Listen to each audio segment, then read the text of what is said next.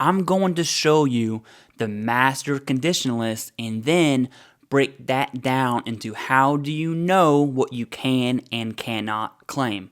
After that, we'll look at first timers, whether that's an active duty service member, you've been out for 1 year, or you've been out for a while, just never filed VA disability for whatever reason.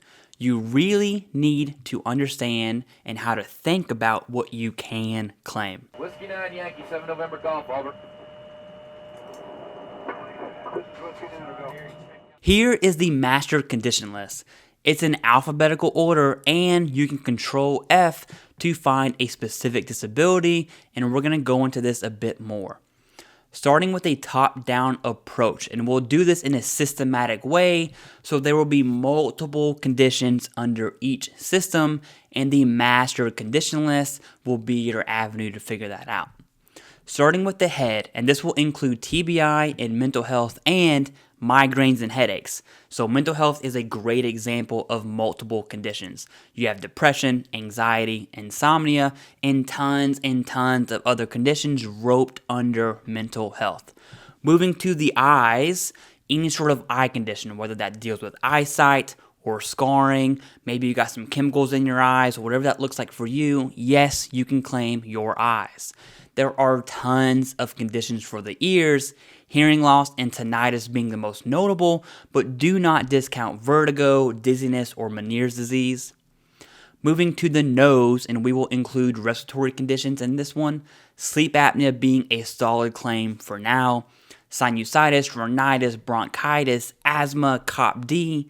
Of note, all of those except for sleep apnea are presumptive conditions, meaning if you have them and you meet the criteria, they will be service-connected, easy peasy. Let's talk about the mouth or dental. If you have a dental condition, you absolutely want to claim this. TMJ, chipped teeth, whatever that looks like for you, tons of conditions on the dental side of the house, and this will grant the veteran access to dental care in addition to VA healthcare. The throat is one that is not as common, but yes, if you have a condition of the throat, like a chronic strep throat, which would more than likely be a symptom of a much deeper problem, you should at least get that looked at, and if warranted, submit the claim. Tons of conditions for the neck, and this will more than likely be rated under range of motion, so bending it left, right, front, back, and around, that's what range of motion is. The shoulders can also be claimed, like shoulder strain or residuals from surgery. That will also be based on range of motion. Think about your elbows, your wrists, your fingers. All of those can be claimed.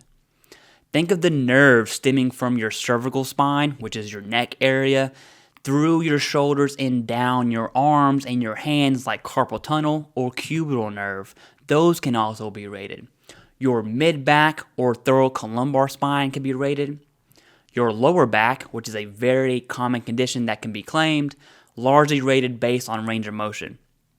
There are tons of different diagnoses for the back, and they are all rated under range of motion, incapacitating episodes, or arthritis. Think about pain in your hips. Each hip can be claimed and will be rated off of range of motion.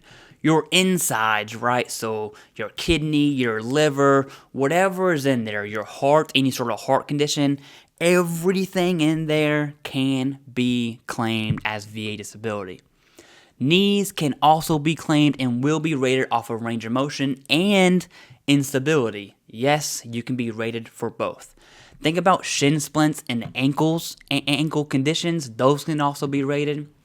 There are a ton of foot conditions, and the most common are pes planus and plantar fasciitis. All of those can be rated. Your toesies can be rated as well. Think about the nerves stemming from your lumbar spine through your legs, better known as sciatica or radiculopathy. And your femoral nerve can also be rated. So out of all those body systems, think head to toe, anything that's wrong with you that came from your military active service, you can absolutely claim as a VA disability. And we're going to get into what that actually looks like. Something to note, You don't have to claim the exact diagnosis, right? So for mental health, you don't have to claim PTSD or depression or anxiety. You can simply just claim mental health. And in fact, I would recommend you be broad. So moving to your back, if you have IVDS, you don't have to claim IVDS. You can just claim lower back pain. Now, if you claim IVDS or if you claim depression, is that going to hurt you? It's 6 one way, half a dozen the other. I personally like to be broad, so mental health, lower back pain, knee pain, foot condition, whatever that looks like for you. Going back to the master condition list, and I'll just show you one, but you can come here and look at whatever conditions you need to. This link will be below in the pinned comment, but what I want to show you is the knowledge base, and that's where the master condition list is. So once this loads, you click knowledge base, you go to disability compensation, scroll down here to master condition list, and this is the mamma jamma of all condition lists, okay? There are tons of conditions you can claim. So master condition list, landing page, master list A through Z. And you can kind of break it down if that's too much for you. But here we go. Here's look how small the scroll bar is. Here's every single thing you can claim in ABC order, all right? There are tons of conditions that you can actually claim. Now, instead of scrolling to figure out what we're going to look at, let's just search for back pain. Back pain, general, there you go. There it is. It pops up. Let's hit back pain, and I'll show you what is included in the master condition list because this is hands down the best resource possible. So back includes your neck, your middle back, and your lower back, right? Or cervical, thoracolumbar, or lumbar spine. And it tells you exactly how the neck is rated. So here's the range of motion for your neck. Here's the range of motion for your back. And it goes into the percentages given based off of your lower back and mid back, and then your upper back or thoracolumbar and cervical. And also talks about incapacitating episodes and how the VA actually rates each condition. More so, and my favorite thing about the master condition list is this little thing right here, common secondary conditions. You don't have to pay for this information. It's on Reddit. It's ran by a solid group of admins, and they created this to help veterans forever, right? And so there's bowel and bladder impairment and radiculopathy as common secondary conditions. So hands down, one of the best resources you can use. Now transitioning over to BDD claims, which is benefits delivery at discharge. And I want to be clear here, this is for active duty service members. All of the in-service event, current diagnosis, and Nexus videos you see on YouTube, I'm telling you right now, do not worry about them. For you, here's what you need to worry about, and there is only 4 things you need to do. Let the VA do VA stuff, you worry about you. First, you want to create a running list of everything that you were seen for. You can do this off of memory or actually going through your service treatment records and making notes on what and when you were seen for those things. Something simple like on a PDHA from 2010, active duty service member complained about migraines. That would be, migraines would make my list. The second thing you want to do is make another list of everything you were not seen for but are currently suffering from. Some common claims that service members are not seen for are things like knee pain, back pain, foot pain, mental health. Why?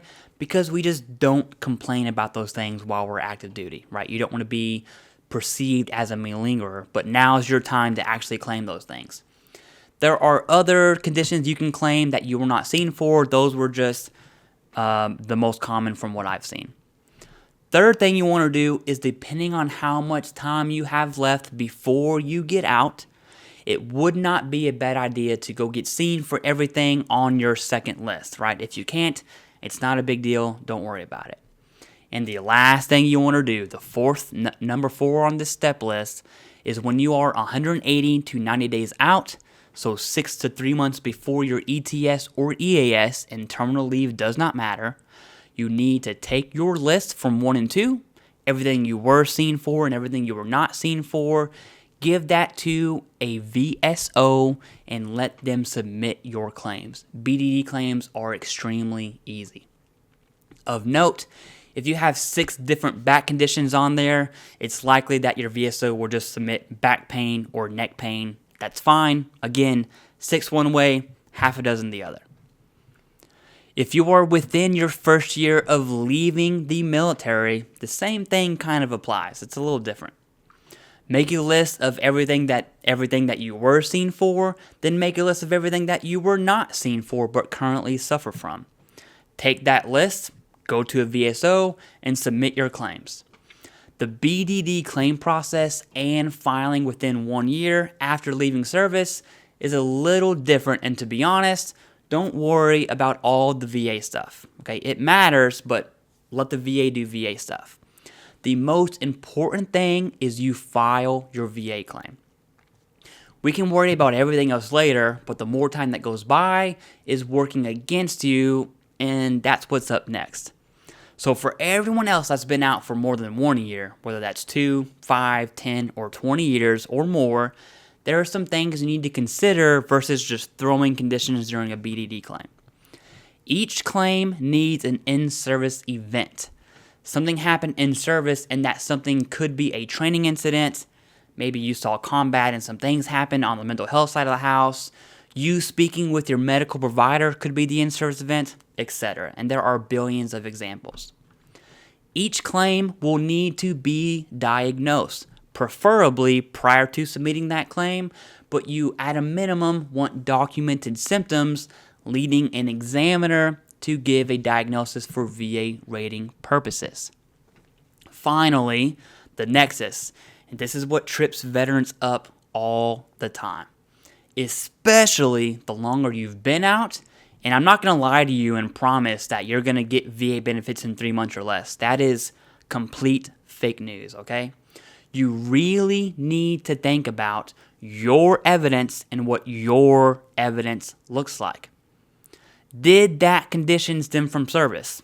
If so, what is your evidence indicating that the condition stemmed from service? Do you have it, and can you talk to a CMP examiner about it? The second thing is that condition diagnosed? I'm going to tell you right now, if you've been out for quite some time and you submit a claim without a diagnosis, you are asking to be denied, so don't be surprised when you are denied. No diagnosis, no claim, right? We have to submit evidence-based claims if we want to change the culture of the VA and being denied all the time. There's no other way around it. Without evidence, the examiner cannot establish the nexus. It does not matter who represents you, whether that's an attorney, a claims agent, or a VSO, or for some reason you chose to pay for an illegal service like VA Claims Insider, Veterans Guardian, or Pick Your Poison. All of that is irrelevant. If you don't have the evidence, the nexus will not be established.